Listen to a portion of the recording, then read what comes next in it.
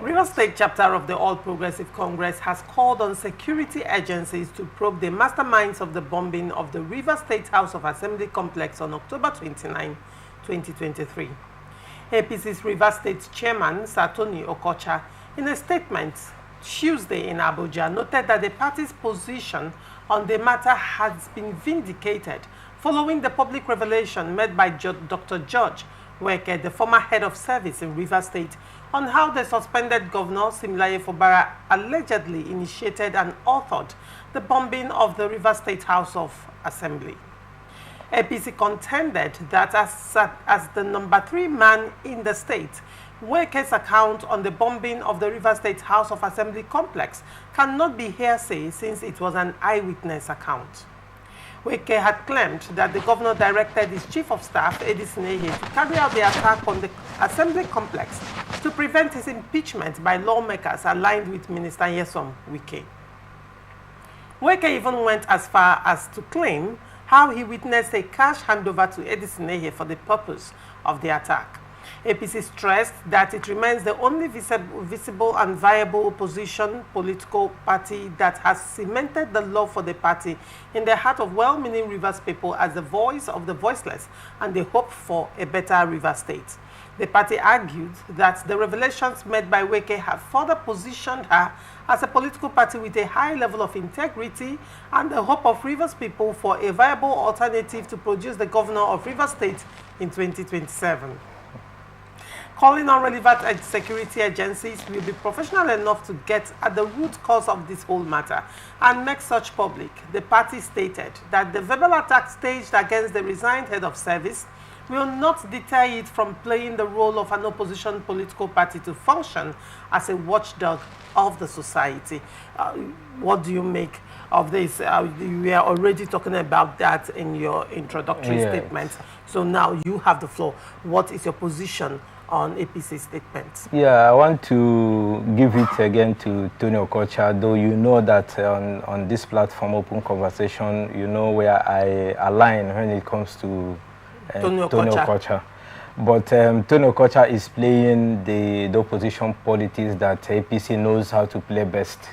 And he has not in any way been found wanting. And Tony Okocha, being a sagacious and astute politician in his own right, is always, sniffing and picking out the meat from, whatever conversation that he wants to pick on. Tony Okocha has re-echoed, because since they now resigned HOS, George Weke made the revelation, it seems that the people were just, those who are against and for, but they have not been able to re-echo his call and reinforce those allegations that he made that are very, very weighty. They are very weighty allegations that you cannot sweep under the carpet, like what Tony Okocha have said. So Tony Okocha has acted as a student of philosophy. He is, and also as a community chief who has the interest of Rivers people, at heart. Remember that he has been the lone voice that cried in the wilderness about the impunity of the suspended governor now. He also was the person who called for the state of emergency. He called for the state of emergency in Rivers State. He was also the person who called for the impeachment of the governor. So you could understand that from the revelations, he has now, gotten emboldened that after all, what he has seen all this while, he was not, after all, drawing from the blues, So when you juxtapose what Tony Okocha's position has been over time, especially after the event that brought about the political impasse in Rivers State that happened October 2023. You have known what the Rivers people and Nigerians have known what the position of Tony Okocha has been. And for Tony Okocha to, he told somebody we thought that is the right hand or left hand man of the suspended governor now, coming to make such an allegation. I think by now the security agencies should have been questioning people, inviting people, and making their own investigation. You remember that if you allow me to refresh the minds of Rivers people and Nigerians, the event of 2023 October, when Edison here, cried foul in the purported alleged impeachment move of the suspended governor now, you now ask yourself, who is the greatest beneficiary of the bombing of the State House of Assembly? And on whose behalf did Edison here cry foul? Edison here, remember, he was the leader of the House. And the leader of the House is the person that will move the motion for any important discussion to take place in the House of Assembly. And when he got wind of what he's got, how he got the wind, or what he decided in his mind, or whether it was factual, is not what I can really lay my hands on, because that attempt to impeach the governor is still starting in secrecy today. All right. Because let me finish this line of thought. He was a person that cried foul, and when the impasse ensued, in the middle of the night, the assembly was bombed to prevent what? If there is a movie I watched, they call it the rules of engagement. When the leader of the military team was accused of massacring civilians, one of his friends believed him and followed him to where the site of the incident. And he was now trying to investigate primarily what happened. You see that the man returned fire. Somebody in this other divide, if the person is shooting the opposite direction, you will know. If the other person has shot the other opposite side, you will know. So if there was an impeachment attempt, and again there was an attempt to bomb the State House of Assembly, and the white paper till today, remember the governor made a whole hula baloo of it, that he was instituting an investigation of inquiry.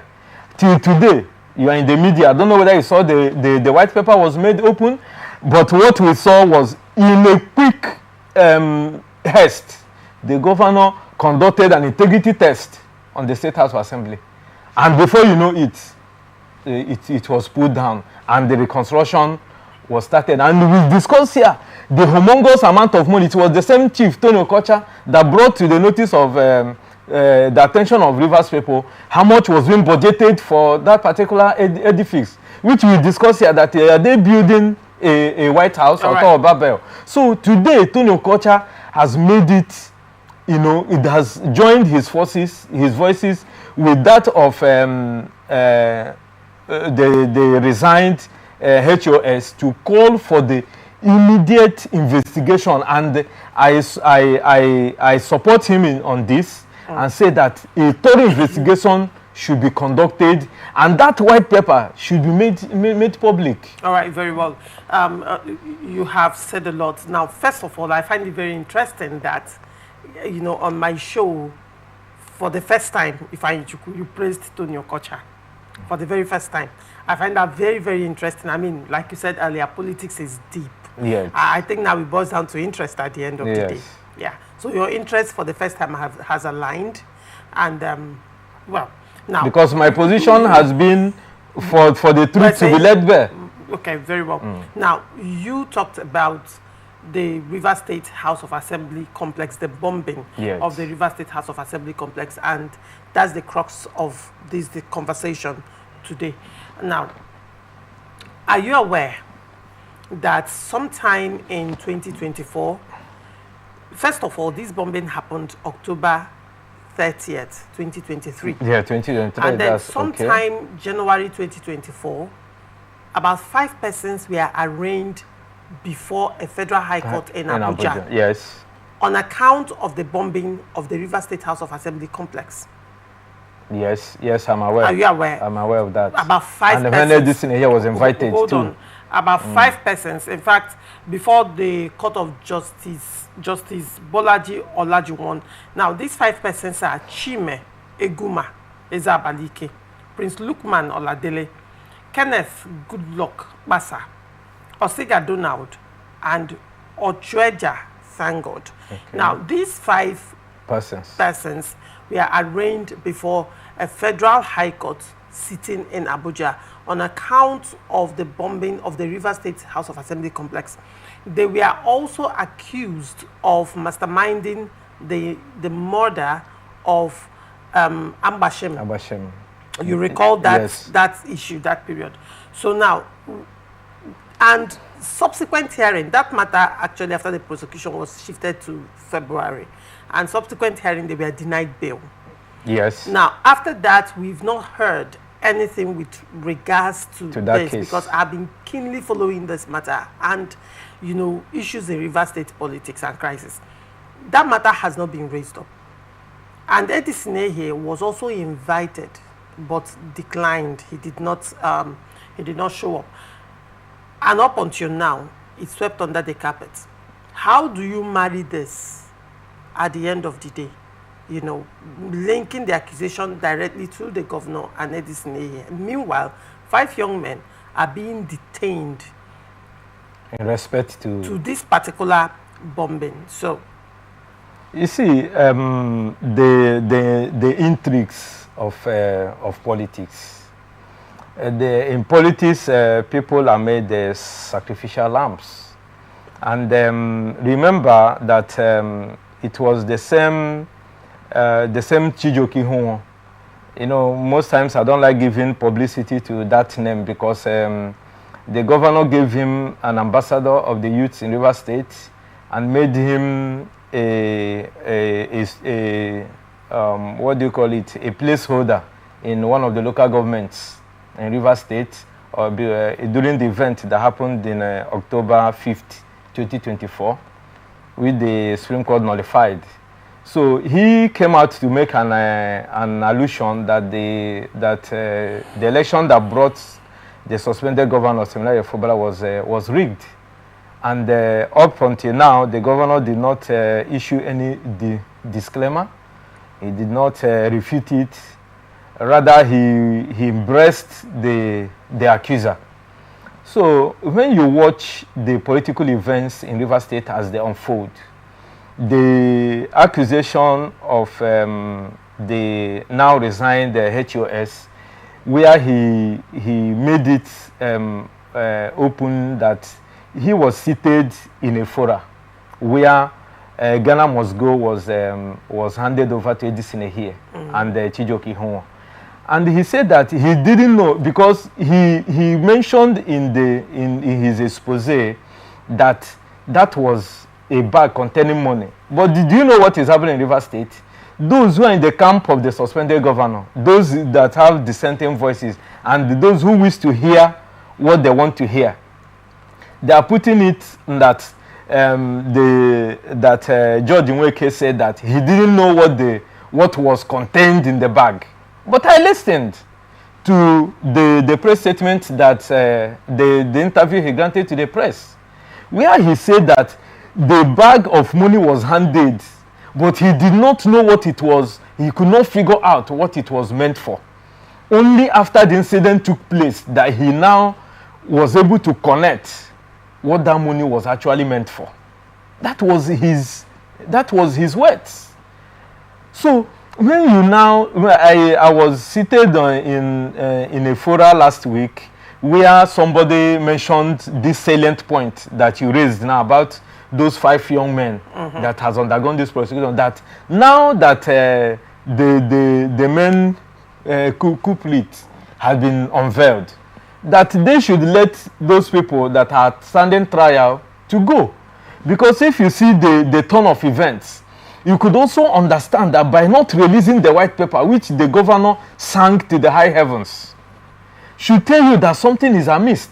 Because he was the person that instituted the panel of investigation of inquiry about the bombing, and his office is also the people that withheld the publicity of the outcome of the inquiry.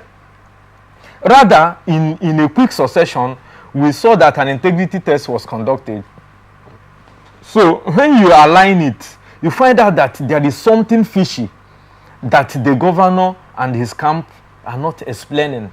And how come that Edison here resigned in the manner through which he resigned and became the chief of staff to the governor? So there are a lot that both of them know, but thanks goodness that somebody in the midst was able to find out what was going on, even within the, you know that when we learned communication skill, that's what you call the body language, the unspoken words, that you can read in between the handwritings. That's why when I look at some Rivers people saying the president has no reason to have declared state of emergency, but we saw it clearly that there are so many unspoken languages that were going on, and it was very inimical to the progress of Rivers State and Nigeria. Especially when the suspended governor made that statement that the youth should exercise patience, that when the time comes, he was going to tell them what to do, and he was going to lead that particular march. And when people were threatening to bomb and do whatever violence because of the suspension of allocation and their perception of the governor might be impeached, he did not, rescue himself. He did not, he did not put out a disclaimer or calling on those people that don't do anything, I'm not party to it. Just like he went for a meeting in Delta State last week, where the governors of PDP, 7 governors of PDP, instituted a case to challenge this thing. And up until now, somebody that wants peace, he did not say, I'm not party to this. Then I was asking on this show he's not last week. In that matter. No, what I'm saying is that I asked on this show now that who will be the greatest beneficiary at the end of the day. So when something is happening because of you, if I sit by here and my junior brother want to beat up somebody on my behalf, I have the latitude of telling the person to hold forth.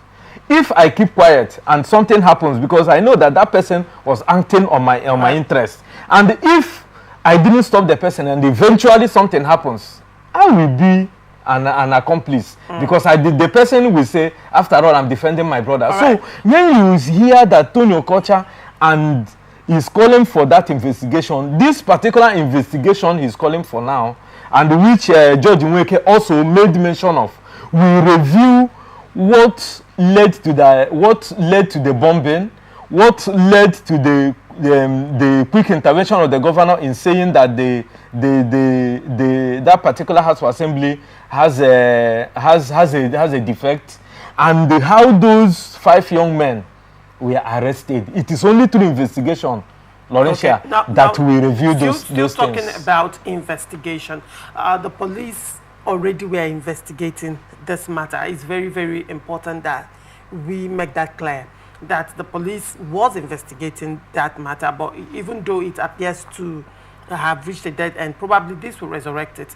Now, recall that in February, in the aftermath of the court's arraignment of these 5 young men before Justice Boluwaji's court sitting in Abuja, Federal High Court sitting in Abuja, Edison here had gone to a Rivers State High Court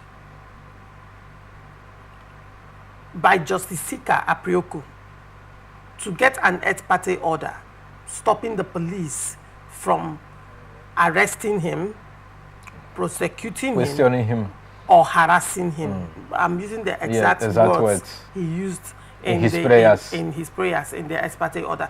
Now, when they did that, the police went to a Federal High Court sitting in Abuja, and that is the court presided over by Justice Emeka Wite.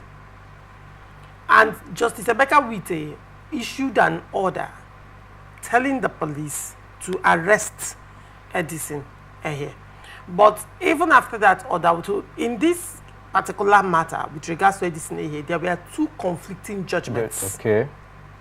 One was by Justice Sika Preoku of State High Court, barring the police, an ex parte order barring the police from arresting, harassing, or prosecuting Edison pending, and then the matter was now further adjourned pending the substantive hearing of the suit, which to date have not been had. Yes, and then Justice Emeka Wite in Federal High Court also gave an ordered the police to arrest not just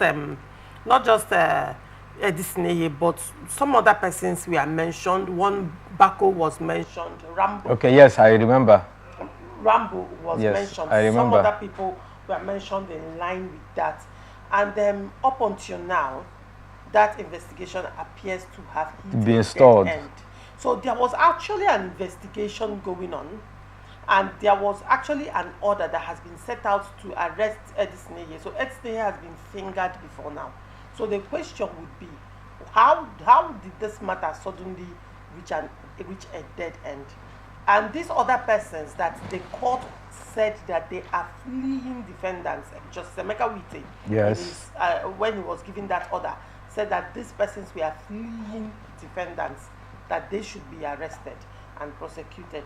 The question would be, up until now, no feedback by the police. How did the investigation get to a dead end? This is Laurentia. I don't know whether you just flew in from the US. I know you've been on the leave of absence, but be that as it may, this is Nigeria, where I answered that question with what happened, or the impasse and the drama that ensued when EFCC was trying to arrest Yaya Bello. You know, when a governor is involved, because of the enormity of the powers that they wield, they tend to shield whomever that they want to shield because of their immunity. And even if somebody is in the midst of the governor, it's hardly you hear that that person has been arrested. So the governor, the suspended governor of Rivers State, Fubara, clearly shielded this in here. Let me give you the answer to that question point blank. I'm saying it on national television that this in here, because after Justice Mwite gave that, and before I continue, I want to give it up to you. I know that those that watch us on ATN Open Conversation has really missed this in-depth, in-depth insights that you always bring out, because you go in, there are a lot of things you have refreshed my mind. You know, Nigerians, like, once something happens, we move on. But for you to go in and bring about that's a special order. I don't want to interject you then. Does it not have a timeline? A timeline. That's a timeline. So and you also question the security agencies. And I don't know how even the Martin Samehule camp, try to pursue this case, because they were accused, maybe because they were not being chastised, so to say, because this matter of the bombing of the House of Assembly did not elicit, in my own understanding, a lot of hula baloo in Rivers State, because immediately that thing happened, the suspended governor moved in and tried to overshadow the whole event, as if he was trying to do something. I don't know if you get the picture I'm painting, because he went in and said that an investigation will be conducted, because everybody was now fingering the Martin Samehule side. But if you look at it properly, if you look at it with a very from an unbiased point of view, what will be the benefit of the Martin Samehule group then to have gone to bomb the House of Assembly? Then, who was to be impeached? If they had continued to sit there, who will become uncomfortable? Is it not the suspended governor? Is it not? Remember that he's still in the same hollow chambers that Martin Samuel and his camp then suspended Edison here, Sakari Goodboy Sakari, and the three other persons. It was in the same hollow chamber. These are some of the events that took place in that hollow chamber. So who will now have the infantry, and who will be having sleepless nights for that edifice to continue to stand, and the events are going on in that particular place? This is a question that is so obvious for the blind to see and for the deaf to really hear. So you have brought out the meat of the matter and some of the matters that, one thing that has kept us where we are in Rivers State is sentiment. And some of the journalists and some of the on-air personalities we have in Rivers State, they don't do due diligence. How many of them will recall the in-depth of what you have raised today? Bringing us to 2023. That is where you have taken us. Bringing us to February 2024. Because those cases, go and ask those people who are parading themselves now as those who are mouthpiece of the suspended governor. They can't even recall those events that took place. So if, in my own view, I will say that those people that are fleeing and that are still on the run need to be brought to book. And then this in here has 1,000,001 question to answer. If they are not hiding anything, why is the governor shielding him? Somebody, just like we were here before he was suspended, when the House of Assembly called on the research chairman, the next thing the research chairman went to court. They invited, they gave a notice that the State Executive Council should be dissolved, that they are parading on illegality because they were not screened by a legitimate House of Assembly. They went to court. Is it not still under the watch of the governor?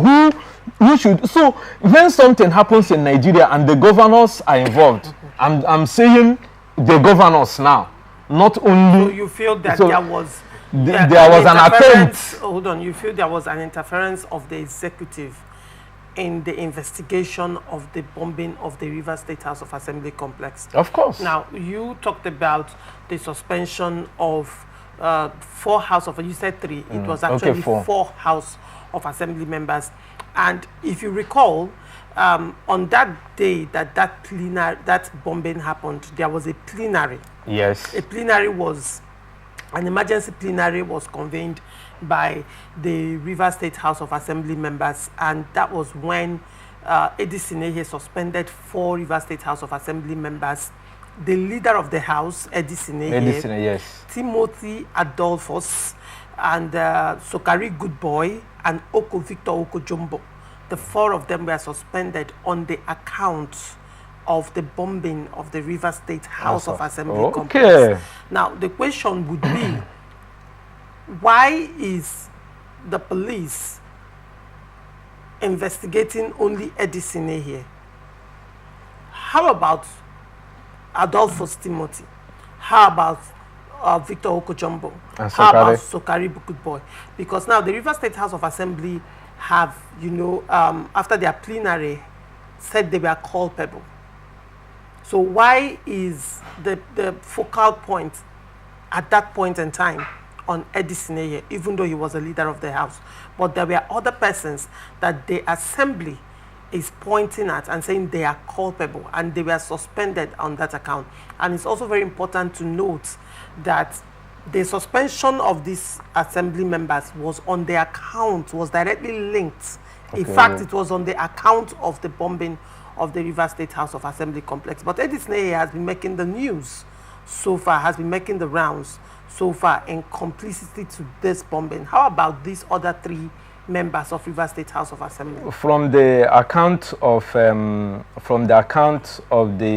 now resigned head of service, you could see why Lady Sine here is featuring prominently, because he was always interfacing with the suspended governor, and he has been the focal man, and he has been the one with the loudest voice. In any clique, in any form of cliquism, there must be a leader.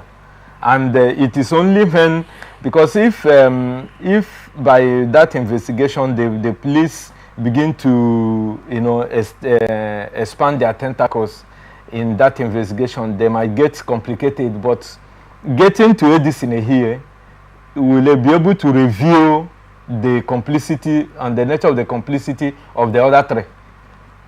So I think that is why they narrowed it. And now you could also now understand clearly, because this has taken more than a year. Let's say that it is more than a year. Because the confession of the now resigned HOS was just last month. Last month, March. Yes, last month. In March. Yes. So if you just oppose it, you find out that the complicity of Edison here that was viewed a year ago is being re-echoed.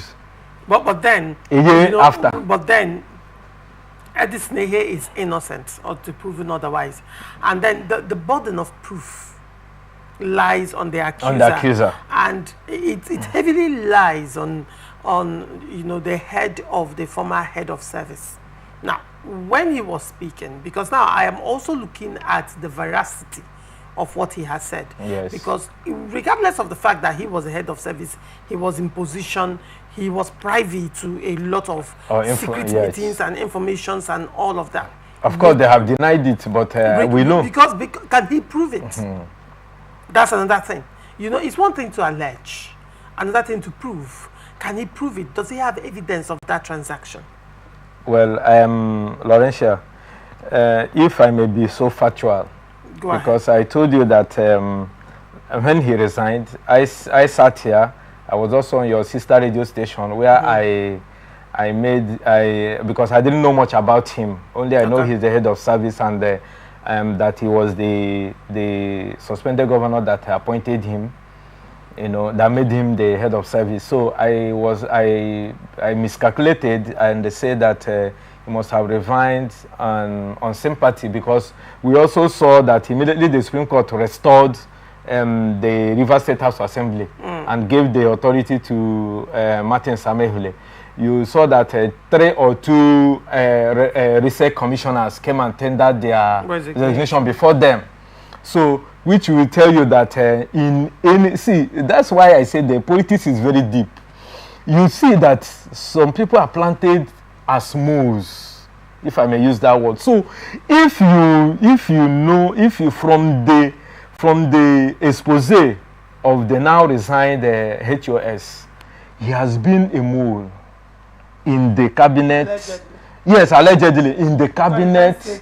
Yes, allegedly in the cabinet of, or maybe like he said during his statement that he has now repented, having seen the enormity of the conspiracy against the Rivers people and Nigeria in general, especially concerning the economy of Nigeria. So if you look at it from that way, you will find out that he has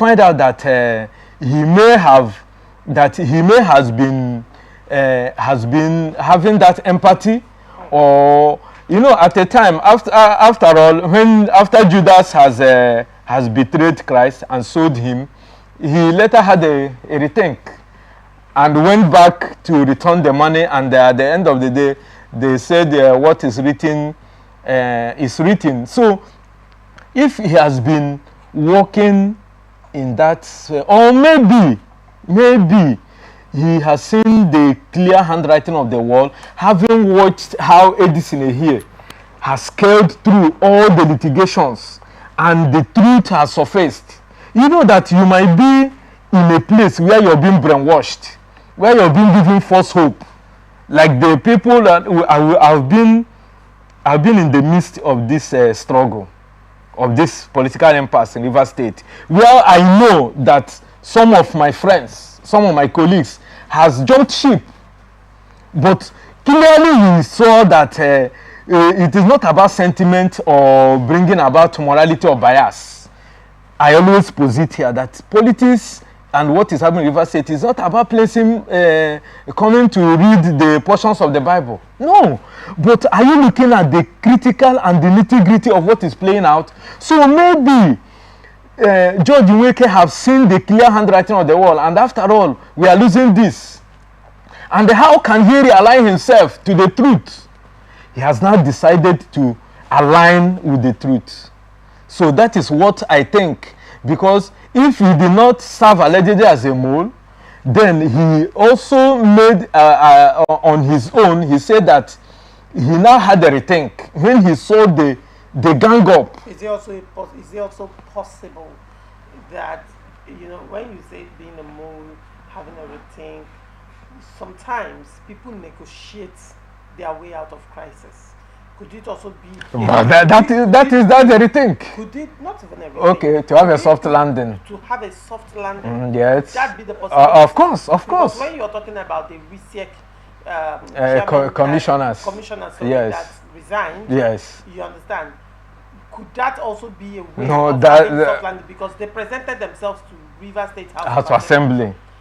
And Martin Samehule, because I watched that plenary, yes, and you know, they presented themselves and explained why they resigned and all of that.